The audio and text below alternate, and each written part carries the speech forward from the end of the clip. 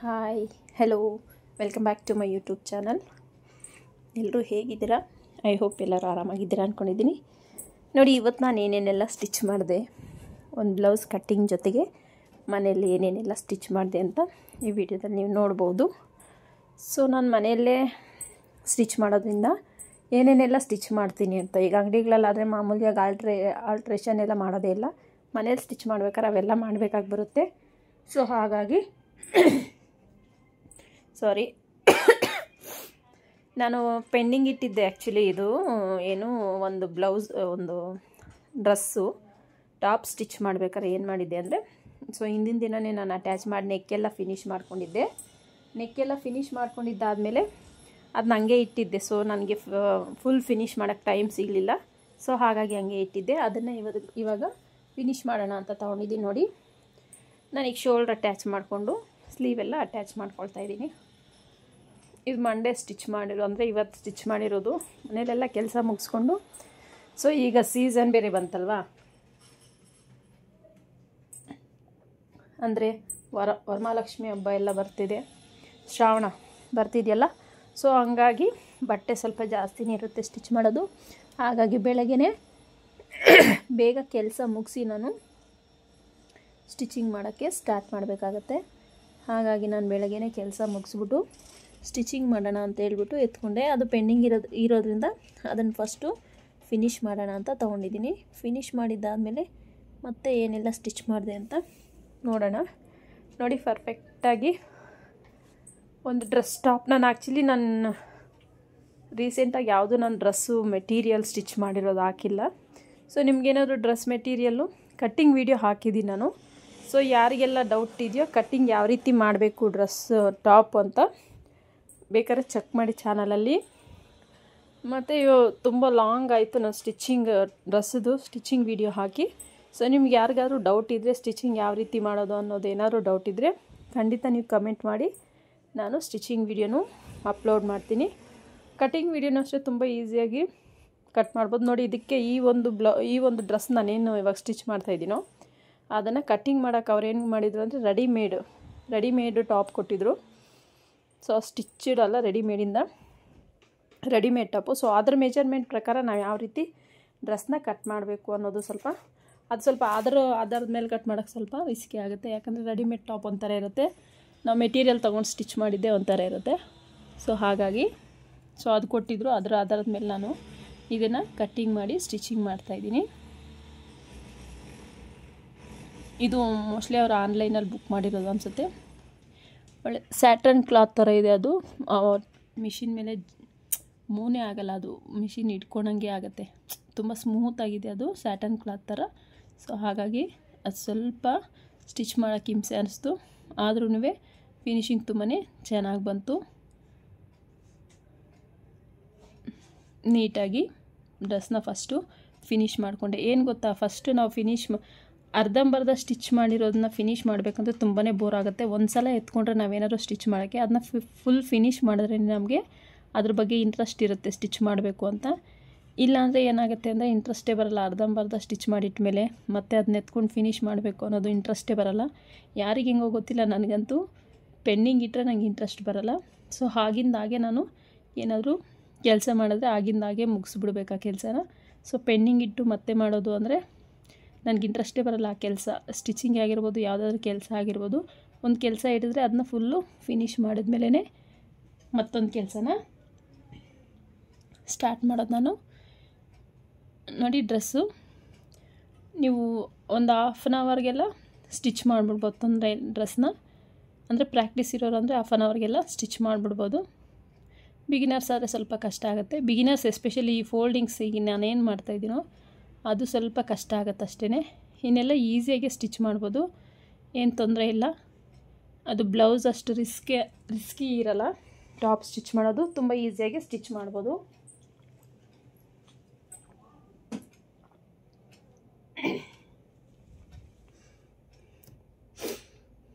ನೋಡಿ, ನೀಟಾಗಿ ಫಿನಿಷ್ ಮಾಡಿಕೊಂಡೆ.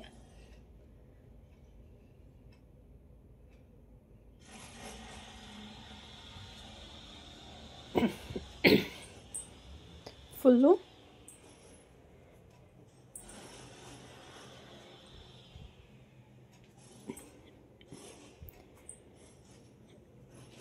ಸೆಂಟ್ರಲ್ಲಿ ಥ್ರೆಡ್ಡು ಆವಾಗ ಕಟ್ ಆಗ್ತಿರುತ್ತೆ.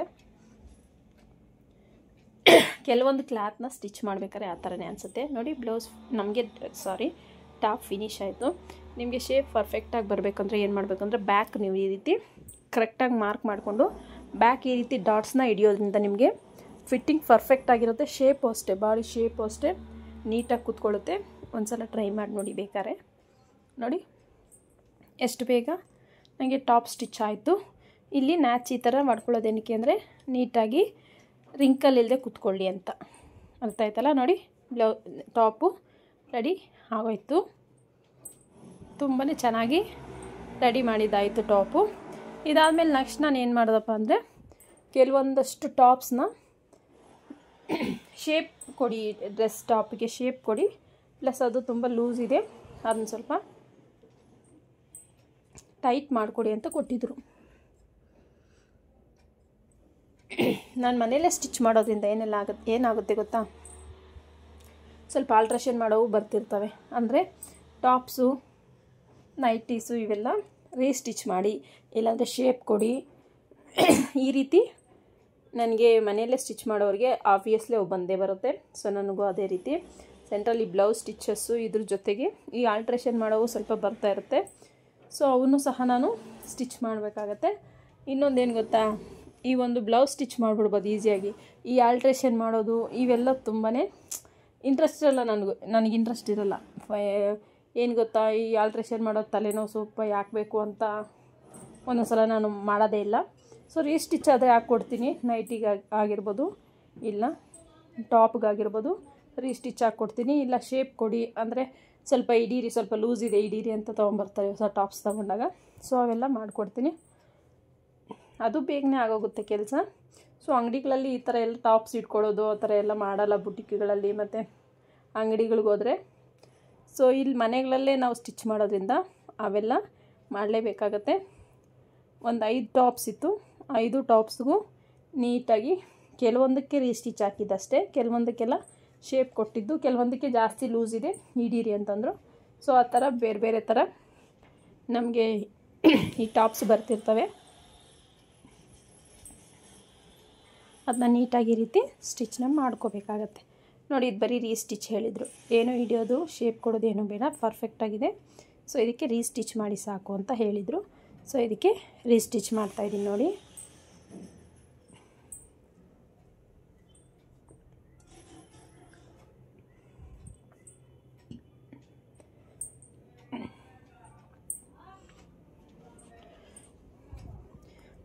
ಹಾಗಾಗಿ ಏನಾಗುತ್ತೆ ಅಂದರೆ ಈ ಬಾಬಿನ ದಾರ ಕೊಡೋದೇ ಇಲ್ಲ, ಆ ರೀತಿ ಆಗ್ಬಿಡುತ್ತೆ.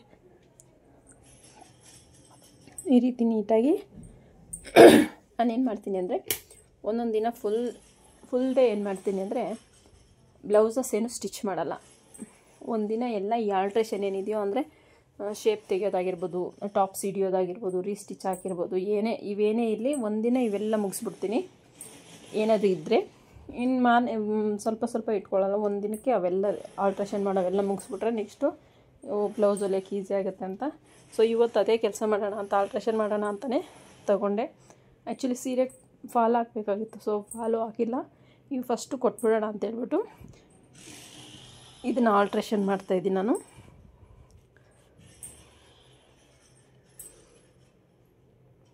ಈಗ ಎಲ್ಲರ ಮನೆಗಳಲ್ಲೂ ಮಾಮೂಲಿಯಾಗಿ ಮೆಷಿನ್ಸ್ ಇಟ್ಕೊಂಡಿರ್ತಾರೆ.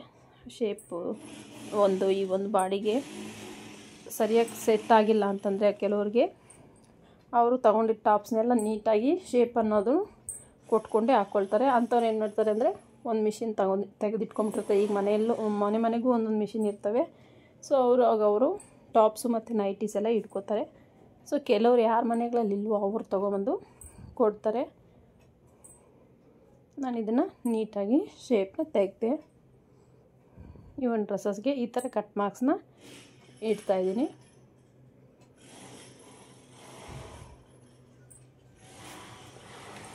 ಈ ಟಾಪ್ ಸ್ಟಿಚ್ ಮಾಡೋದು ಇದೆಲ್ಲ ತುಂಬಾ ಟೈಮ್ ಹಿಡಿಯುತ್ತೆ. ಅದಕ್ಕೆ ದುಡ್ಡು ಕಡಿಮೆ ಬರೋದು ದುಡ್ಡು, ಟೈಮ್ ಮಾತ್ರ ಜಾಸ್ತಿ ತಗೊಳುತ್ತೆ. ಸೊ ಅದಕ್ಕೆ ನನಗೆ ಇಂಟ್ರೆಸ್ಟೇ ಇರಲ್ಲ. ಜಾಸ್ತಿ ಹೊತ್ತು ಸ್ಟಿಚ್ ಮಾಡಬೇಕು, ಆದರೆ ಅದರಲ್ಲಿ ದುಡ್ಡು ಮಾತ್ರ ಕಡಿಮೆನೇ ಬರೋದು. ಸೊ ಹಾಗಾಗಿ ಟಾಪ್ಸ್ ಎಲ್ಲ ಆಲ್ಟ್ರೇಷನ್ ಮಾಡೋದು ಮತ್ತು ಹಿಡಿಯೋದು ಇವೆಲ್ಲ ತಲೆನೋವು ಕೆಲಸನೇ ಅಂತಲೇ ಹೇಳ್ತೀನಿ. ಬ್ಲೌಸ್ ಸ್ಟಿಚ್ ಮಾಡಿದ್ರೆ ಹಾಗಲ್ಲ. ಬ್ಲೌಸ್ ಸ್ಟಿಚ್ ಮಾಡೋಷ್ಟೊತ್ತಿಗೆ ನಾವು ಟಾಪ್ಸ್ ಏನು ಸ್ಟಿಚ್ ಮಾಡ್ತೀವಿ ಆ ಟೈಮಿಂಗಿಗೆ ಬ್ಲೌಸ್ಗೆ ಬಂದಷ್ಟು ದುಡ್ಡು ಬರೋಲ್ಲ. ಸೊ ಹಾಗಾಗಿ ನಾನು ಟಾಪ್ಸು ಇವೆಲ್ಲ ಸ್ವಲ್ಪ ಇಂಟ್ರೆಸ್ಟ್ ಕಮ್ಮಿ ಹಿಡಿಯೋದೆಲ್ಲ. ಫಸ್ಟೆಲ್ಲ ಇನ್ನೂ ಜಾಸ್ತಿನೇ ಕೊಡ್ತಾಯಿದ್ರು. ಈಗೆಲ್ಲ ಆಲ್ಮೋಸ್ಟು ಎಲ್ಲ ಮನೆಗಳಲ್ಲೂ ಒಂದೊಂದು ಮಿಷಿನು. ಈಗ ಸಣ್ಣ ಪುಟ್ಟಕ್ಕೆಲ್ಲ ಟೈಲರ್ಗಳ ಹತ್ರ ತೊಗೊಂಡು ಹೋಗೋಕ್ಕಾಗಲ್ಲ ಅಂತ ಅನ್ನೋದಾದರೆ ಅಂಥವರೆಲ್ಲ ಒಂದೊಂದು ಮಿಷಿನ್ ತೆಗೆದಿಟ್ಕೊಂಬಿಟ್ಟಿರ್ತಾರೆ. ಸೊ ಸ್ಟಿಚ್ ಹಾಕ್ಕೊಳ್ಳೋಣ ಅಂತ ಅಂಥವರೆಲ್ಲ ಮನೆಯಲ್ಲೇ ಸ್ಟಿಚ್ನ ಹಾಕ್ಕೊಳ್ತಾರೆ. ಮನೇಲೆಲ್ಲ ಕೆಲಸ ಮಾಡಿ ಸ್ಟಿಚಿಂಗ್ ಮಾಡಬೇಕು ಅಂದರೆ ಒಂದೊಂದು ಸಲ ತುಂಬಾ ಇಂಟ್ರೆಸ್ಟ್ ಇರುತ್ತೆ. ಬೆಳಗ್ಗೆಯಿಂದ ಮಧ್ಯಾಹ್ನವರೆಗೂ ಇಲ್ಲ ಸಂಜೆವರೆಗೂ ಸ್ಟಿಚ್ ಮಾಡ್ತೀನಿ. ಕೆಲವೊಂದು ಸಲ ಇಂಟ್ರೆಸ್ಟ್ ಬರದೇ ಇದ್ದಿದ್ದನ್ನ ನಾನು ಸ್ಟಿಚ್ ಮಾಡೋಕ್ಕೆ ಹೋಗಲ್ಲ. ಆ ಥರ ನಾನು ಇವತ್ತು ಹೋಲ್ ಡೇ ಬೆಳಗ್ಗೆಯಿಂದ ಸ್ಟಿಚ್ ಮಾಡೋಕ್ಕೆ ಕೂತ್ಕೊಂಡೆ. ಮಧ್ಯಾಹ್ನವರೆಗೂ ಎದ್ದೇಳೇ ಇಲ್ಲ. ಎಲ್ಲ ಸ್ಟಿಚ್ ಮಾಡೋವರೆಗೂ ಎಲ್ಲ ಸ್ಟಿಚ್ ಮಾಡಿದ್ದು ಆಗೋದ್ಮೇಲೆ ಇವ್ರ ಪಾಪ ಕಸ್ಟಮರ್ ಕೊಟ್ಟು ತುಂಬ ದಿನ ಆಗಿತ್ತು. ಟಾಪ್ಸು ಕೇಳಿದ್ರು ಒಂದು 2 ಟೈಮ್ಸು. ಆಮೇಲೆ ಫಸ್ಟ್ ನಾನು ಡ್ರೆಸ್ ಹೊಲದ್ನಲ್ಲ ಸ್ಟಿಚ್ಚು ಮೆಟೀರಿಯಲ್ದು, ಅದು ಅಷ್ಟೇ ಆ ಕಸ್ಟಮರು ಕೊಟ್ಟು ತುಂಬ ದಿನ ಆಗಿತ್ತು, ಹಾಗೆ ಇಟ್ಬಿಟ್ಟಿದ್ದೆ. ಸೊ ಅದನ್ನು ಇವಾಗ ಎತ್ಕೊಂಡು ಅವ್ರು ಕೇಳ್ತಾನೆ ಇದ್ದರು. ಹಾಗಾಗಿ ನೀವು ಕೊಟ್ಬಿಡೋಣ ಅಂತ ಹೇಳ್ಬಿಟ್ಟು ಈಗ ಎತ್ಕೊಂಡು ಅದನ್ನ ಸ್ಟಿಚ್ ಮಾಡಿದ್ದು. ಅದು ಆನ್ಲೈನ್ ಬುಕ್ ಮಾಡಿರೋದು ಅನಿಸುತ್ತೆ. ಒಂದು ಸ್ಯಾರಿಯಲ್ಲಿ 2 ಟಾಪ್ಸ್ನ ಸ್ಟಿಚ್ ಮಾಡಿಸಿದ್ರು. ತುಂಬ ಚೆನ್ನಾಗೇ ಬಂದಿದೆ ಸ್ಟಿಚಿಂಗ್ ಎಲ್ಲ. ನೋಡಿ ಈ ರೀತಿ ನೀಟಾಗಿ ಶೇಪ್ ಅನ್ನೋದು ಕೊಟ್ಕೋಬೇಕು. ಬಿಗಿನರ್ಸ್ ಆದರೆ ಏನು ಮಾಡಬೇಕಂದ್ರೆ ಮಾರ್ಕ್ ಮಾಡ್ಕೊಂಬಿಡಿ ಬೆಸ್ಟು. ಮಾರ್ಕ್ ಮಾಡ್ಕೊಂಡು ಅದ್ರ ಮೇಲೆ ಸ್ಟಿಚ್ ಮಾಡ್ಕೊಳ್ಳೋದು ಬೆಸ್ಟು. ನೀಟಾಗಿ ಶೇಪ್ ಬರುತ್ತೆ. ಇಲ್ಲಾಂದರೆ ನೀವು ಹಾಗೇ ಸ್ಟಿಚ್ ಮಾಡ್ಕೋಬೋದು.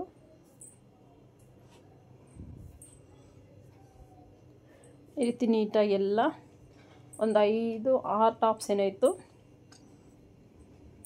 ಅದಕ್ಕೆ ಮ್ಯಾಚ್ ಆಗೋ ಥರ ಒಂದು ಪ್ಯಾಂಟ್ ಏನೋ ಇತ್ತು. ಎಲ್ಲ ಸ್ಟಿಚ್ ಮಾಡಿ ಅವ್ರಿಗೆ ಪ್ಯಾಕ್ ಮಾಡಿ ಕೊಟ್ಬಿಡೋಣ ಅಂತ ಸ್ಟಿಚ್ ಮಾಡಿ ಪ್ಯಾಕ್ ಮಾಡಿದೆ. ಅದಾದಮೇಲೆ ನನ್ನ ಲಾಸ್ಟಲ್ಲಿ ಇನ್ನು ಇತ್ತು ನೈಟಿ ಇತ್ತು. ಸೊ ಯಾಕೋ ಸ್ಟಿಚ್ ಮಾಡೋಕ್ಕೆ ಇಂಟ್ರೆಸ್ಟ್ ಬರಲಿಲ್ಲ. ಸೊ ಹಾಗಾಗಿ ನಾನೇನು ಮಾಡಿದೆ ಅಂದರೆ ಅದನ್ನ ಸೈಡ್ಗೆ ಇಟ್ಬಿಟ್ಟು ನೈಟೀಸು ಒಂದು ಬ್ಲೌಸ್ನ ಕಟ್ ಮಾಡೋಣ ಅಂತ ತಗೊಂಡೆ. ನಾನು ಮಾಡೋ ಥರ ತಪ್ಪು ಯಾರು ಮಾಡಿಬಿಟ್ರೆ ನೋಡಿ. ಈ ರೀತಿ ಒಂದು ಸಲ ಎಳೀತಿದ್ದೆ. ಏನು ಗೊತ್ತಾ, ರೆಡಿಮೇಡ್ ಟಾಪ್ಸ್ನ ಸ್ಟಿಚ್ ಮಾಡ್ಬೇಕಾದ್ರೆ ಏನಾಗುತ್ತೆ ಅಂದರೆ ಹಿಂಗೆ ಸ್ಲೀವ್ ಹತ್ರ ಹಿಡಿದು ಈ ಓಪನ್ವರೆಗೂ ಈ ಥರ ಹೇಳಿದ್ರೆ ಒಂದು ಸಲ ಏನಾಗೈತೆ ಅಂದರೆ ಹರಿದೇ ಹೋಗ್ಬಿಟ್ಟಿತ್ತು. ಅವಾಗ ಕಸ್ಟಮರ್ಗೆ ಏನಂತ ಹೇಳಬೇಕು ಗೊತ್ತಾಗಲಿಲ್ಲ. ಆಮೇಲೆ ಆ ಒಂದು ಡ್ರೆಸ್ ರೇಟ್ ಎಷ್ಟಿದೆಯೋ ಅಷ್ಟು ಅವ್ರಿಗೆ ನಾನೇ ದುಡ್ಡು ಕೊಟ್ಬಿಟ್ಟೆ. ಈ ಥರ ಆಗೋಯ್ತು, ಸೊ ದುಡ್ಡು ತಗೋಬಿಡಿ ಅಂತ ಕೊಟ್ಬಿಟ್ಟೆ. ಸೊ ಅವರು ಬೇಡ ತಗೊಳ್ಳಿ ಇಟ್ಕೊಳ್ಳಿ, ಅದು ಕ್ವಾಲಿಟಿ ಚೆನ್ನಾಗಿಲ್ಲೇನೋ ಮತ್ತೆ ವಾಪಸ್ ಕೊಡ್ತೀನಿ ಅಂತ ಹೇಳ್ಬಿಟ್ಟು ಅಂಗಡಿಗೆ ಎತ್ಕೊಂಡೋಗಿ ವಾಪಸ್ ಕೊಟ್ಟು ಬೇರೆ ಡ್ರೆಸ್ಸೇ ತೊಗೊಂಡಿದ್ರು. ಆ ಥರ ಆಗಿತ್ತು. ರೆಡಿಮೇಡ್ ಟಾಪ್ಸ್ನ ಸ್ಟಿಚ್ ಮಾಡಬೇಕಾದ್ರೆ ತುಂಬಾ ಕೇರ್ಫುಲ್ಲಾಗಿ ಸ್ಟಿಚ್ ಮಾಡಿ. ಈ ಥರ ಒಂದು ಸುಮ್ಮನೆ ಹಿಂಗೆ ಎಳ್ದಿದ್ದಷ್ಟೇ ಅಷ್ಟಕ್ಕೆ ಬಂದ್ಬಿಡ್ತು, ಹರಿದೇ ಹೋಗ್ಬಿಡ್ತು ಮಿಡ್ಲಿಗೆ, ಇವೇ ಸೊಂಟದ ಹತ್ರ ಹಾಗಾಯಿತು ನೋಡಿ. ಈ ಥರ ಕವರ್ ಮೇಲೆ ಯಾಕೆ ಹೆಸರು ಬರಿತಿದ್ದೀನಿ ಅಂದರೆ ಕಸ್ಟಮರ್ಸ್ ತಂದು ಕೊಟ್ಟೋಯ್ತಾರಲ್ಲ ಕವರ್ಸ್ ಎಲ್ಲ ನನಗೇನಾಗುತ್ತೆ ಅಂದರೆ ಅವ್ರದ್ದು ಅವ್ರದ್ದು ಕೊಟ್ಬಿಡ್ತೀನಿ ಈ ಥರ ಮಿಕ್ಸಪ್ ಆಗಿ. ಸೊ ಇದು ನಂದಲ್ಲ ಅಂತಾರೆ ಕಸ್ಟಮರ್. ಹಾಗಾಗಿ ನಾನೇನು ಮಾಡ್ತೀನಿ ಅಂದರೆ ಅವ್ರು ತಂದು ಕೊಡ್ತಾರಲ್ಲ ಬ್ಯಾಗ್ ಮೇಲೆ ಅವ್ರ ಹೆಸರು ಬರೆದು ಕೊಟ್ಬಿಡ್ತೀನಿ, ಇಟ್ಬಿಡ್ತೀನಿ. ಈಗ ನಾನು ಬ್ಲೌಸ್ನ ಕಟ್ ಮಾಡೋಣ ಅಂತ ತಗೊಂಡೆ. ಯಾವಾಗಲೂ ನಾನು ಬ್ಲೌಸ್ನ ಕಟ್ ಮಾಡಬೇಕಾದ್ರೆ ಫಸ್ಟಿಗೆ ಏನು ಮಾಡ್ತೀನಿ ಅಂದರೆ ಐರನ್ ಮಾಡ್ಕೊಳ್ತೀನಿ. ಕಂಪಲ್ಸರಿ ಐರನ್ ಅನ್ನೋದು ಕಂಪಲ್ಸರಿ ಐರನ್. ಯಾಕಪ್ಪ ಅಂದರೆ ಯಾವುದೇ ರಿಂಕಲ್ ಇಲ್ಲದೆ ಇದ್ದರೆ ನಿಮಗೆ ಪರ್ಫೆಕ್ಟಾಗಿ ಕಟಿಂಗ್ ಬರುತ್ತೆ. ಪರ್ಫೆಕ್ಟಾಗಿ ಕಟಿಂಗ್ ಬಂದರೆ ಸ್ಟಿಚಿಂಗು ಅಷ್ಟೇ ಪರ್ಫೆಕ್ಟಾಗಿ ಬರುತ್ತೆ. ಸೊ ಹಾಗಾಗಿ ನಾವೇನು ಮಾಡಬೇಕು ಅಂದರೆ ಮಾರ್ಕಿಂಗು ಕಟ್ಟಿಂಗ್ ಮಾಡೋಕ್ಕೆ ಮೊದಲು ಫಸ್ಟು ಲೈನಿಂಗ್ನ ಐರನ್ ಮಾಡ್ಕೋಬೇಕು. ನಾನು ಯಾಕೋ ಸ್ಟ್ರೈಟ್ ಆಗಿದೆ ಅಂತ ಕಾಣಿಸ್ಲಿಲ್ಲ ಇದು, ಅದಕ್ಕೆ ಎಲ್ ಸ್ಕೇಲ್ ತೊಗೊಂಡು ಇನ್ನೊಂದು ಸಲ ಚೆಕ್ ಮಾಡಿಕೊಂಡೆ. ನೋಡಿ ಸ್ವಲ್ಪ ವೇರಿಯೇಷನ್ ಬರ್ತಿದೆ ಬಾಟಮಲ್ಲಿ. ಈಗ ಸಮಾಧಾನ ಆಯಿತು, ಕರೆಕ್ಟಾಗಿ ಬಂತು ಮೆಜರ್ಮೆಂಟ್ನ. ಈಗ ಹಾಕ್ತಾಯಿದ್ದೀನಿ ನೋಡಿ. ನಾನು ತುಂಬ ವೀಡಿಯೋಗಳಲ್ಲಿ ನಾನು ಹೇಳಿದ್ದೀನಿ ಅಂದರೆ ಕಟ್ಟಿಂಗ್ ಟೈಮಲ್ಲಿ ಏನೇನೆಲ್ಲ ಟಿಪ್ಸ್ನ ಫಾಲೋ ಮಾಡಬೇಕು, ಯಾವ ರೀತಿ ಕಟ್ ಮಾಡಿಕೊಟ್ರೆ ನಾವು ಫಿನಿಶಿಂಗ್ ಚೆನ್ನಾಗಿರುತ್ತೆ ಅಂತ ಸುಮಾರು ವೀಡಿಯೋಗಳಲ್ಲಿ ಹೇಳಿದ್ದೀನಿ. ಸೊ ಒಂದು ಸಲ ಯಾರೆಲ್ಲ ನೋಡಿಲ್ವೋ ನನ್ನ ಚಾನಲ್ಗೆ ವಿಸಿಟ್ ಕೊಟ್ಟು ನೋಡಿ. ಯಾರೆಲ್ಲ ಹೊಸ್ದಾಗಿ ನಾನು ವೀಡಿಯೋ ನೋಡ್ತಾ ಇದ್ದೀರೋ ಪ್ಲೀಸ್ ಚಾನಲ್ನ ಸಬ್ಸ್ಕ್ರೈಬ್ ಮಾಡ್ಕೊಂಡು ವೀಡಿಯೋ ನೋಡಿ. ಹಾಗೆಯೇ ಪಕ್ಕದಲ್ಲಿರೋ ಬೆಲ್ ಐಕನ್ನ ಕ್ಲಿಕ್ ಮಾಡಿ ಆಲ್ ಹತ್ರ ಸೆಟ್ ಮಾಡಿದ್ರೆ ನಾನು ಹಾಕೋ ಪ್ರತಿಯೊಂದು ವೀಡಿಯೋ ನೋಟಿಫಿಕೇಷನು ನಿಮಗೆ ಮುಂಚಿತವಾಗೇ ಬರುತ್ತೆ. ನಾನೇನಕ್ಕಪ್ಪ ನಾನು ಮಾಡಿರೋ ತಪ್ಪು ನೀವು ಮಾಡಬೇಡಿ ಅಂತ ಹೇಳ್ತೀನಿ ಅಂದರೆ, ಈ ಟಾಪ್ಸು ನಿಜ ಅವತ್ತಂತೂ ನನಗೆ ಬ್ಲ್ಯಾಂಕ್ ಆಗಿಬಿಟ್ಟೆ. ಒಂದು ಸೆಕೆಂಡು ಹಿಂಗೆ ಎಳೆಯೋಷ್ಟೊತ್ತಿಗೆ ವೇಸ್ಟ್ ಹತ್ರ ಪಾರ ಅಂತ ಅರ್ಧೋಗೋದನ್ನು. ಆ ಥರ ಯಾರೂ ಮಾಡಬೇಡಿ ಅಂತ ನಾನು ಹೇಳಲಿಕ್ಕೆ ಇಷ್ಟಪಡ್ತೀನಿ. ಬರೀ 10 ನಿಮಿಷಕ್ಕೆ ನಾನು ಬ್ಲೌಸ್ನ ಕಟ್ ಮಾಡ್ಕೊಂಬಿಟ್ಟೆ. ನೋಡಿ, ಈ ಮೆಥಡಲ್ಲಿ ನಾನು ಏನೀಗ ಕಟ್ ಮಾಡ್ತಾಯಿದ್ದೀನೋ ಇದೇ ಥರನೇ 10 ನಿಮಿಷದಲ್ಲಿ ನಾನು ಬ್ಲೌಸ್ನ ಕಟ್ ಮಾಡಿಕೊಂಡು ಸ್ಟಿಚ್ ಮಾಡಿದೆ. ಕಟ್ಟಿಂಗಿಗೆ 10 ನಿಮಿಷ ಇಲ್ಲ 15 ನಿಮಿಷ ಟೈಮು ಕೊಟ್ಟಿರ್ತೀನಿ. ಅಷ್ಟರಲ್ಲಿ ನೀಟಾಗಿ ಬ್ಲೌಸ್ನ ಕಟ್ ಮಾಡ್ಕೊಂಬಿಟ್ಟೆ. ನೋಡಿ, ನಾನು ಯಾವ ಮೆಥಡಲ್ಲಿ ಬ್ಲೌಸ್ನ ಕಟ್ ಮಾಡ್ತೀನಿ ಅಂತ ನೀವು ಸ್ಟೆಪ್ ಬೈ ಸ್ಟೆಪ್ ನೋಡಿ.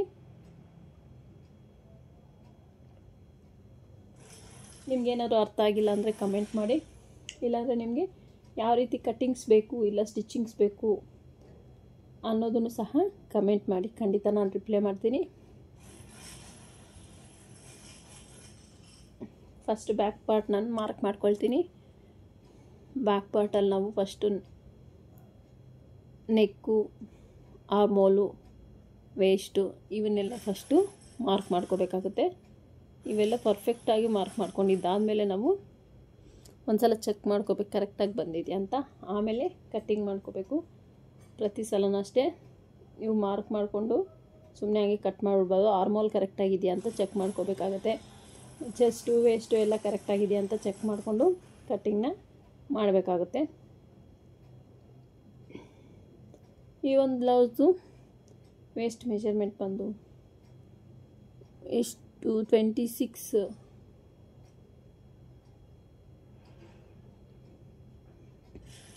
2 ಇಂಚಸ್ ಎಕ್ಸ್ಟ್ರಾ ಮಾರ್ಜಿನ್ ಬಿಟ್ಟಿದ್ದೀನಿ ಇದಕ್ಕೆ. ಸೊ ನೀವು ಸಣ್ಣ ಇರೋರಾದರೆ ಮಾರ್ಜಿನ್ ಜಾಸ್ತಿ ಬಿಡಿ. ಯಾಕೆ ಅಂದರೆ ಅವರು ದಪ್ಪ ಆದರೆ ಬಿಚ್ಕೊಳ್ಳೋಕ್ಕೆ ಬಟ್ಟೆ ಬೇಕು ಅಂತ ಹೇಳ್ತಾರೆ ಕೆಲವೊಬ್ಬರು ಕಸ್ಟಮರು. ಸೊ ಅಂಥವ್ರಿಗಾದರೆ ನೀವು ಮಾರ್ಜಿನ್ ಸ್ವಲ್ಪ ಜಾಸ್ತಿನೇ ಬಿಡಿ. ಆರ್ಮೋಲ್ ನೀವು ಯಾವುದು ಚೆಕ್ ಮಾಡ್ಕೊಂಡಿದ್ದ ಫಸ್ಟು ಆರ್ಮೋಲ್ ಚೆಕ್ ಮಾಡ್ಕೋಬೇಕಾಗತ್ತೆ ನೀವು. ಇಲ್ಲಾಂದರೆ ನಮಗೆ ಆರ್ಮೋಲ್ ಟೈಟ್ ಆದರೆ ಶೋಲ್ಡ್ರ್ ಡ್ರಾಪ್ ಆಗೋ ಚಾನ್ಸಸ್ ಇರುತ್ತೆ, ಮತ್ತು ರಿಂಕಲ್ ಬರೋ ಚಾನ್ಸಸ್ ಇರುತ್ತೆ. ಸೊ ಹಾಗಾಗಿ ನೀವು ಆರ್ಮೋಲ್ನ ಚೆಕ್ ಮಾಡ್ಕೋಬೇಕಾಗುತ್ತೆ. ನೋಡಿ, ನಾನು ಚೆಕ್ ಮಾಡ್ಕೋತಾ ಇದ್ದೀನಲ್ಲ ಈ ರೀತಿ. ನಮಗೆ ಇಲ್ಲಿ ಆರ್ಮೋಲು ಕರೆಕ್ಟಾಗಿ ಬರ್ತಾಯಿಲ್ಲ, ಕಡಿಮೆ ಬರ್ತಾಯಿದೆ. ಇನ್ನೊಂದು 1/2 ಇಂಚ್ ನಾನು ಕೆಳಗಡೆಗೆ ಎಕ್ಸ್ಟೆಂಡ್ ಮಾಡ್ಕೊಳ್ತಾ ಇದ್ದೀನಿ. ಇಲ್ಲಿಂದ ಮಾರ್ಕ್ ಮಾಡಿಕೊಂಡು ಮತ್ತೆ ಒಂದು ಸಲ ಚೆಕ್ ಮಾಡ್ಕೋಬೇಕಾಗತ್ತೆ.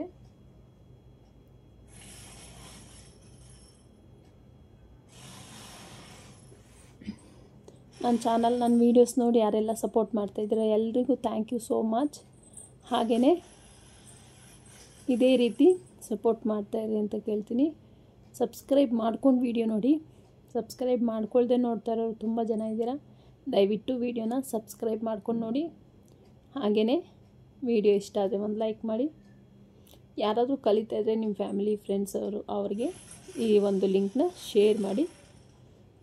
ನಿಮ್ಗೇನೇ ಡೌಟ್ಸ್ ಇದ್ದರೂ ಕಮೆಂಟ್ ಸೆಕ್ಷನಲ್ಲಿ ಕಮೆಂಟ್ ಮಾಡಿ. ಖಂಡಿತ ನಾನು ನಿಮಗೆ ರಿಪ್ಲೈ ಕೊಡ್ತೀನಿ. ನೋಡಿ, ಬ್ಯಾಕ್ ಪಾರ್ಟ್ ಮಾರ್ಕಿಂಗ್ ಆಗೋಯ್ತು, ಕಟ್ ಮಾಡ್ಕೊಳ್ತಾ ಇದ್ದೀನಿ. ಇನ್ನೂ ಫಾಸ್ಟಾಗೆ ನಾನು ಕಟ್ ಮಾಡ್ಕೊಳ್ತೀನಿ. ಸೊ ನಿಮ್ಗೆ ಸ್ವಲ್ಪ ವೀಡಿಯೋ ತೋರಿಸ್ತಿದ್ದೀನಲ್ಲ ಅಂತ ಸ್ವಲ್ಪ ಸ್ಲೋ ಮಾಡಿದ್ದೀನಿ ಅಷ್ಟೇ. ಇಲ್ಲಾಂದರೆ ಇನ್ನೂ ಫಾಸ್ಟಾಗಿ ಕಟ್ ಮಾಡ್ಕೊಬೋದು. ಒಂದು 10 ನಿಮಿಷಕ್ಕೆ ಬ್ಲೌಸು ಕಟ್ ಮಾಡಿಬಿಡ್ಬೋದು, ತೊಂದರೆ ಏನಿಲ್ಲ. ಸೊ 10 ನಿಮಿಷಕ್ಕೆ ನಾನು ಕಟ್ ಮಾಡ್ಕೊಳ್ತೀನಿ. ಸೊ ನಿಮಗೆ ವೀಡಿಯೋ ತೋರಿಸ್ಲಿಕ್ಕೋಸ್ಕರ ಸ್ವಲ್ಪ ಸ್ಲೋ ಆಗ್ಬೋದು ಅಷ್ಟೇ.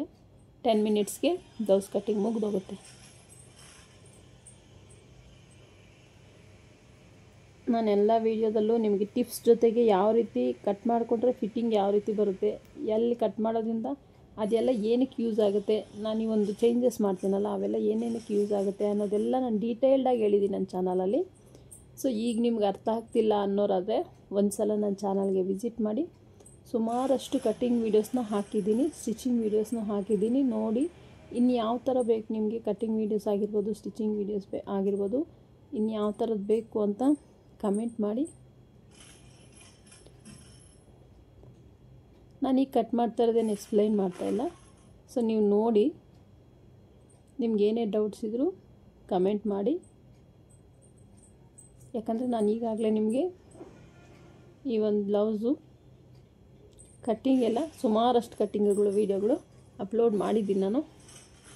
ಯಾರೆಲ್ಲ ನೋಡಿಲ್ವೋ ಒಂದು ಸಲ ಚಾನಲ್ಗೆ ವಿಸಿಟ್ ಮಾಡಿ ನೋಡಿ. ನೋಡಿ ಎಷ್ಟು ಈಸಿಯಾಗಿ ಎಷ್ಟು ಬೇಗನೆ ಮಾರ್ಕ್ ಮಾಡ್ಕೋಬೋದು ಅಂತ. ಶ್ರಾವಣ ಬಂತು ಅಂದರೆ ಬ್ಯುಸಿ ಆಗಿಬಿಡ್ತೀವಿ. ಇನ್ನೊಂದೇನಂದರೆ ಯೂಟ್ಯೂಬ್ ಸ್ಟಾರ್ಟ್ ಮಾಡ್ದಾಗಿಂದ ವರ್ಕ್ ಸ್ವಲ್ಪ ಸ್ಲೋನೇ ಆಗಿದೆ ಅಂತ ಹೇಳ್ಬೋದು. ಇದಕ್ಕೆ ಮೊದಲು ಬೇಗನೆ ಕೆಲಸ ಆಗ್ತಿತ್ತು. ಈ ವಿಡಿಯೋ ಅಪ್ಲೋಡ್ ಮಾಡೋದು, ಅದಕ್ಕೆ ವಾಯ್ಸ್ ಓವರ್ ಕೊಡೋದು, ಇದೆಲ್ಲ ಸುಮಾರು ಟೈಮ್ ಹಿಡಿಯುತ್ತೆ. ಕೆಲಸನೂ ಸ್ಲೋ ಆಗಿಬಿಟ್ಟಿದೆ. ಹಂಗಾಗಿ ನಂದು ಎಲ್ಲ ಆಲ್ಮೋಸ್ಟು ಪೆಂಡಿಂಗ್ ಉಳ್ಕೊಂಬಿಟ್ಟಿದೆ ಕೆಲಸ ಎಲ್ಲ. ಸೊ ಹಾಗಾಗಿ ನಾನು ಈ ಕೆಲಸ ಮಾಡಲೇಬೇಕು. ಅದೇ ಅನಿವಾರ್ಯ ಪರಿಸ್ಥಿತಿ ಬಂದಾಗ ಸ್ಟಿಚಿಂಗ್ ಮಾಡೋಕ್ಕೆ ಹೇಳಿತೀನಿ. ಕೊಡಲೇಬೇಕು, ಇವತ್ತು ಕೊಡಬೇಕು, ಇಲ್ಲ ನಾಳೆ ಕೊಡಬೇಕು ಅಂದಾಗ ಮಾತ್ರ ನಾನು ಸ್ಟಿಚಿಂಗ್ ಮಾಡೋಕ್ಕೆ ಕೂತ್ಕೊಳ್ತೀನಿ. ಸೊ ಅದೇನಾಗಿದೆ ಅಂದರೆ ನನಗೆ ಇವಾಗೆಲ್ಲ ಕೆಲಸ ಎಲ್ಲ ಪೆಂಡಿಂಗ್ ಉಳ್ಕೊಂಬಿಟ್ಟಿದೆ. ಸೊ ಅದಕ್ಕೆ ಫಸ್ಟ್ ಕೆಲಸ ಮುಗಿಸೋಣ ಅಂತ ಅಂದ್ಕೊಂಡಿದ್ದೀನಿ. ಇನ್ನು ವರಮಹಾಲಕ್ಷ್ಮಿ ಹಬ್ಬ ಶ್ರಾವಣಗಳು ಬಂದಮೇಲೆ ಮನೆ ಕ್ಲೀನಿಂಗ್ ಅಂತ ಮತ್ತು ಸ್ಟಿಚಿಂಗ್ ಅಂತ ಸುಮಾರಷ್ಟು ಕೆಲಸಗಳಿರ್ತವೆ. ಸೊ ಹಾಗಾಗಿ ಈಗ ಫ್ರೀನೇ ಇಲ್ದಂಗೆ ಆಗಿದೆ. ಈ ಯೂಟ್ಯೂಬ್ ಸ್ಟಾರ್ಟ್ ಮಾಡಿದಾಗಿಂದು ಕೆಲಸ ಅಂತೂ ಸಿಕ್ಕಾಪಟ್ಟೆ ಸ್ಲೋ ಆಗಿಬಿಟ್ಟಿದೆ. ವಿಡಿಯೋ ಮಾಡು, ಅಪ್ಲೋಡ್ ಮಾಡು, ಅದಕ್ಕೆ ವಾಯ್ಸ್ ಕೊಡು, ಇವೆಲ್ಲ ಟೈಮ್ ಭಾಳ ಹಿಡಿಯುತ್ತೆ. ಹಾಗಾಗಿ ನೋಡಿ ಎಷ್ಟು ಈಸಿಯಾಗಿ ಬ್ಲೌಸ್ನ ಮಾರ್ಕ್ ಮಾಡ್ಬೋದು ಅಂತ. ನೀವು ಸ್ವಲ್ಪ ಸುಮ್ಮನೆ ಹಂಗೆ ಟಚ್ ಇರೋರು ಸಹ ಏನಂದರೆ ನೀವು ವೀಡಿಯೋಗಳು ನೋಡ್ತಾನೆ ನೀವು ಆರಾಮ್ಸೆ ಕಲ್ತ್ಕೊಬಿಡ್ಬೋದು. ಅಷ್ಟು ಈಸಿ ಮೆಥಡಲ್ಲಿ ನಾನು ಕಟ್ಟಿಂಗ್ ವೀಡಿಯೋಸ್ ತುಂಬಾ ಚೆನ್ನಾಗಿ ಹೇಳ್ಕೊಟ್ಟಿದ್ದೀನಿ, ಡೀಟೇಲ್ಡಾಗಿ ಎಕ್ಸ್ಪ್ಲೈನ್ ಮಾಡ್ಕೊಳ್ತಾ. ಸೊ ಯಾರಿಗೆಲ್ಲ ಡೌಟ್ ಇದೆಯೋ ಒಂದು ಸಲ ಚಾನಲ್ಗೆ ವಿಸಿಟ್ ಮಾಡಿ. ಯಾರೆಲ್ಲ ವೀಡಿಯೋ ನೋಡ್ತಾ ಇದ್ದೀರಾ ಪೂರ್ತಿ ವೀಡಿಯೋ ನೋಡಿ, ಎಲ್ಲೂ ಸ್ಕಿಪ್ ಮಾಡಬೇಡಿ. ಎಲ್ಲರೂ ಸ್ಕಿಪ್ ಮಾಡಿದ್ರೆ ನಿಮಗೆ ನಷ್ಟ ಆಗುತ್ತೆ. ಯಾಕಂದರೆ ಕಲಿಯೋರು ನೀವು ಫಸ್ಟಿಂದ ನೋಡಿದ್ರೇ ನಿಮಗೆ ಅರ್ಥ ಆಗೋದು.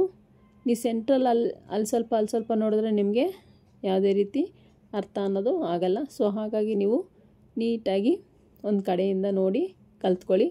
ನೋಡಿ ಎಷ್ಟು ಚೆನ್ನಾಗಿ ಪರ್ಫೆಕ್ಟಾಗಿ ಮಾರ್ಕಿಂಗ್ ಅನ್ನೋದು ಮುಗ್ದೋಗಿದೆ. ಅದೇ ರೀತಿ ನಾನು ಕಟ್ ಮಾಡ್ಕೊಳ್ತಾ ಇದ್ದೀನಿ. ಇಲ್ಲಿ ನಾನು ಸ್ಲೀವ್ಸ್ಗೆ ಪಫ್ ಸ್ಲೀವ್ ಅಂದರೆ ಲೈಟಾಗಿ ಒಂದು 3-4 ಫ್ರಿಲ್ಸು, ಚಿಕ್ಕ ಫ್ರಿಲ್ಗಳು, ಒಂದು 4 ಫ್ರಿಲ್ ಬರೋ ಥರ ಪಫ್ ಸ್ಲೀವ್ನ ಕಟ್ ಮಾಡ್ಕೊಳ್ತೀನಿ. ಸೊ ಇದಕ್ಕೆ ಕಸ್ಟಮರು ಪಫ್ ಸ್ಲೀವ್ ಕೂಡ ಕೇಳಿದ್ದಾರೆ. ಸೊ ಇದು ಸ್ಟಿಚಿಂಗ್ ವಿಡಿಯೋ ಕೂಡ ಇದೆ. ಯಾರಿಗೆಲ್ಲ ಸ್ಟಿಚಿಂಗ್ ವಿಡಿಯೋ ಬೇಕು ಅವರು ಕಮೆಂಟ್ ಮಾಡಿ. ಇದಕ್ಕೆ ಸ್ವಲ್ಪ ಮೇನ್ ಫ್ಯಾಬ್ರಿಕಲ್ಲಿ ಬಾರ್ಡ್ರ್ ಉಳಿದಿತ್ತು. ಆ ಬಾರ್ಡ್ರಲ್ಲಿ ಸಿಂಪಲ್ಲಾಗಿ ಪ್ಯಾಚ್ ವರ್ಕ್ ಥರ ಸ್ಟಿಚ್ ಮಾಡಿದ್ದೀನಿ ನಾನು. ಸೊ ಇದ್ರ ವಿಡಿಯೋ ಬೇಕಾದ್ರೆ ಕಮೆಂಟ್ ಮಾಡಿ, ಖಂಡಿತ ನಾನು ಅಪ್ಲೋಡ್ ಮಾಡ್ತೀನಿ. ಸ್ಲೀವ್ಗೆ ಚೆಕ್ ಮಾಡ್ಕೊಳ್ಳಿ. ಫಸ್ಟು ಹಾರ್ಮೋಲ್ ಎಷ್ಟಿದೆ ಅಂತ ಬ್ಯಾಕ್ ಪಾರ್ಟ್ ತಗೊಂಡು, ಹಾರ್ಮೋಲ್ ಬರ್ತಿದೆ 8.5.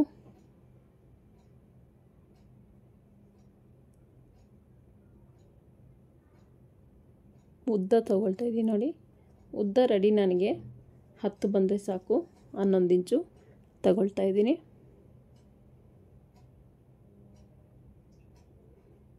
ಈ ರೀತಿ ತಗೊಂಡ್ಮೇಲೆ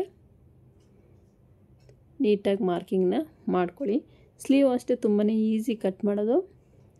ಸೊ ಯಾರಿಗೆಲ್ಲ ಡೌಟ್ ಇದೆಯೋ ಒಂದು ಸಲ ಚಾನಲ್ಗೆ ವಿಸಿಟ್ ಮಾಡಿ. ನೋಡಿ 2.5 ಇಂಚು ಈ ಕಡೆ 2.5 ಇಂಚಿಗೆ ಒಂದು ಮಾರ್ಕ್ ಮಾಡ್ಕೋಬೇಕು. ಬಾಕ್ಸ್ ಥರ ನೀವು ಬರ್ಕೋಬೇಕು. ಇಲ್ಲಿ 3.5ಗೆ ನಾನು ಡೌನ್ ಮಾಡ್ತೀನಿ. Armhole down 2 inches extra cloth ಬಿಟ್ಟಿದ್ದೀನಲ್ಲ ಅದಕ್ಕೆ. ಈಗ ಇಲ್ಲಿಂದ ಶೇಪ್ನ ಡ್ರಾ ಮಾಡ್ತೀನಿ ನೋಡಿ. ಈ ರೀತಿ ಅರ್ಥ ಆಯ್ತಲ್ಲ ಎಷ್ಟು ನೀಟಾಗಿ ಬಂದಿದೆ ಅಂತ. ಈಗ ಪಫ್ ಸ್ಲೀವ್ಗೆ ಶೇಪನ್ನು ಡ್ರಾ ಮಾಡ್ತಿರೋದು ನೋಡಿ, ಎಷ್ಟು ಈಸಿಯಾಗಿ ಡ್ರಾ ಮಾಡ್ಕೋಬೋದು. ಈಗ ಹ್ಯಾಂಡ್ ಲೂಸ್ ಚೆಕ್ ಮಾಡ್ಕೋಬೇಕು. ಹ್ಯಾಂಡ್ ಲೂಸ್ ಮಾರ್ಕ್ ಮಾಡ್ಕೋಬೇಕು. ಎಕ್ಸ್ಟ್ರಾ ಮಾರ್ಜಿನ್ನು ಮಾರ್ಕ್ ಮಾಡಿಕೊಂಡು ಉಳಿದನ್ನೆಲ್ಲ ನೀಟಾಗಿ ಕಟ್ ಮಾಡ್ಕೋಬೇಕಾಗತ್ತೆ.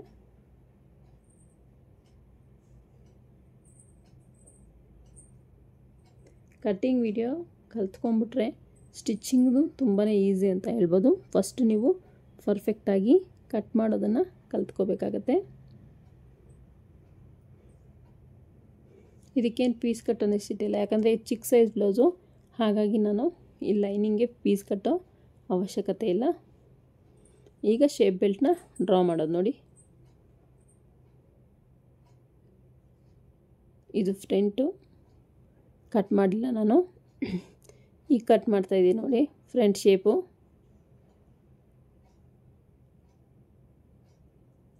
ನೋಡಿ ಫ್ರಂಟು ಶೇಪ್ ಅನ್ನೋದು ತೆಗೆದುಬಿಟ್ಟೆ, ಯಾಕಂದರೆ ಇದಕ್ಕೇನು ಪೀಸ್ ಕಟ್ಟೋ ಅವಶ್ಯಕತೆ ಇಲ್ಲ. ಹಾಗಾಗಿ ನಾನು ಫಸ್ಟಲ್ಲೇ ಶೇಪ್ನ ತೆಗೆದಿದ್ದೀನಿ. ಪೀಸ್ ಕಟ್ಟೋ ಅವಶ್ಯಕತೆ ಇದ್ದಾಗ ಏನಾಗುತ್ತೆ ಅಂದರೆ ಫಸ್ಟೇ ಶೇಪ್ ತೆಗೆಯಲ್ಲ ನಾನು, ಪೀಸ್ ಅಟ್ಯಾಚ್ ಆದಮೇಲೆ ಶೇಪ್ನ ತೆಗಿತೀನಿ. ನೋಡಿ ಫ್ರಂಟ್ ಪಾರ್ಟ್ ತೊಗೊಂಡು ನಿಮ್ಗೆ ಶೇಪ್ ಬೆಲ್ಟ್ ಎಷ್ಟು ಉದ್ದ ಬೇಕು ಅಂತ ಮಾರ್ಕ್ನ ಮಾಡ್ಕೊಳ್ಳಿ. ಅಷ್ಟುದ್ದ ಕಟ್ ಮಾಡ್ಕೋಬೇಕಾಗತ್ತೆ. ಸೈಡ್ಗೆ 3.5, ಮುಂದೆಗೆ 4 ಇಂಚಸ್ಗೆ ಮಾರ್ಕ್ ಮಾಡಿಕೊಂಡು ಕಟ್ ಮಾಡ್ಕೋಬೇಕಾಗತ್ತೆ. ಅದನ್ನು ಸಹ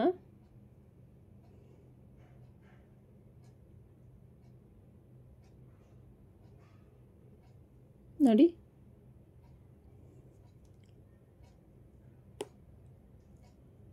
ನೀಟಾಗಿ ಶೇಪ್ ಬೆಲ್ಟು ಕಟ್ಟಿಂಗು ಆಗೋಯ್ತು.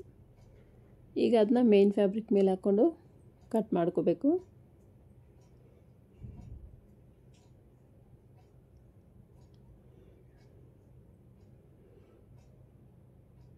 ನೋಡಿ ಮೇನ್ ಫ್ಯಾಬ್ರಿಕ್ ತಗೊಂಡೆ. ಮೇನ್ ಫ್ಯಾಬ್ರಿಕ್ಗೆ ನನಗೆ 2 ಬಾರ್ಡ್ರ್ ಬಂದಿದೆ, ಅಂದರೆ ಮೇಲಕ್ಕೊಂದು ನೋಡಿ ಕೆಳಗಡೆ ಒಂದು ಈ ರೀತಿ. ಇದನ್ನ ಸ್ಲೀವ್ಗೆ ಹೇಗಿದೆಯೋ ಹಾಗೇ ಕಟ್ ಮಾಡ್ಕೊಳ್ತೀನಿ.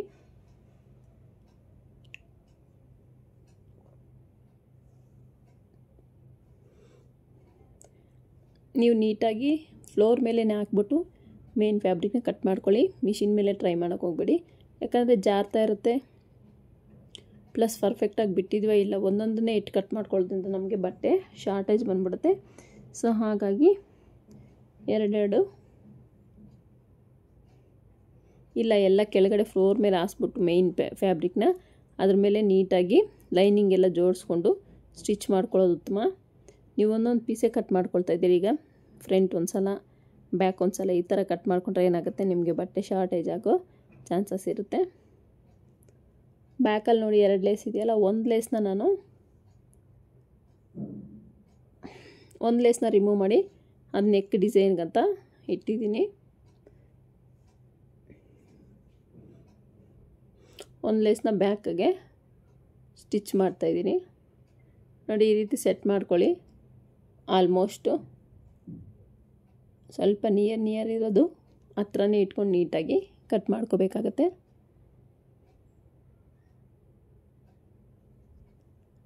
ಸ್ವಲ್ಪ ಎಕ್ಸ್ಟ್ರಾ ಕ್ಲಾತ್ ಬಿಡಲೇಬೇಕು, ಯಾಕಂದರೆ ನಿಮ್ಗೆ ಸ್ಟಿಚ್ಚಿಂಗ್ ಟೈಮಲ್ಲಿ ಲೆಸ್ ಆಗೋ ಚಾನ್ಸಸ್ ಇರುತ್ತೆ. ಈ ಮೇನ್ ಫ್ಯಾಬ್ರಿಕ್ಕು ಸಾಲದೆ ಬಂದ್ಬಿಡುತ್ತೆ. ಹಾಗಾಗಿ ನೀವು ಸ್ವಲ್ಪ ಮೇನ್ ಫ್ಯಾಬ್ರಿಕ್ ಬಿಟ್ಟೆ ಕಟ್ ಮಾಡ್ಕೋಬೇಕಾಗತ್ತೆ. ನೋಡಿ ಬ್ಯಾಕ್ ಪಾರ್ಟ್ ಕಟ್ಟಿಂಗ್ ಮುಗಿದೋಯ್ತು.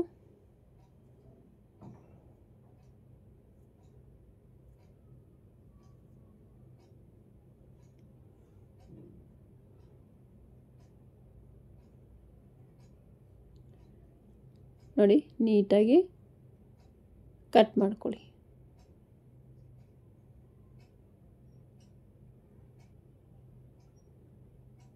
ಬ್ಯಾಕ್ ಆಯಿತು, ಫ್ರಂಟ್ ಆಯಿತು ಕಟ್ ಮಾಡಿದ್ದು, ಸ್ಲೀವ್ಸು ಆಯಿತು. ಇನ್ನು ಶೇಪ್ ಬೆಲ್ಟ್ ಒಂದಿದೆ. ಶೇಪ್ ಬೆಲ್ಟ್ಗೂ ಎಲ್ಲರೂ ಜಾಗ ಅಡ್ಜಸ್ಟ್ ಮಾಡಿ. ನನಗಿಲ್ಲಿ ಸ್ವಲ್ಪ ಬಟ್ಟೆ ಉಳಿದಿದೆ, ತೊಂದರೆ ಇಲ್ಲ. ಅಂದರೆ ಅದನ್ನ ಪೈಪಿಂಗಿಗೆ ಡೋರಿಗೆಲ್ಲ ಬೇಕಲ್ಲ ಬಟ್ಟೆ, ಅದಕ್ಕೆ ಸ್ವಲ್ಪ ಉಳಿಸ್ಕೊಂಡಿದ್ದೀನಿ ನೋಡಿ ಈ ರೀತಿ.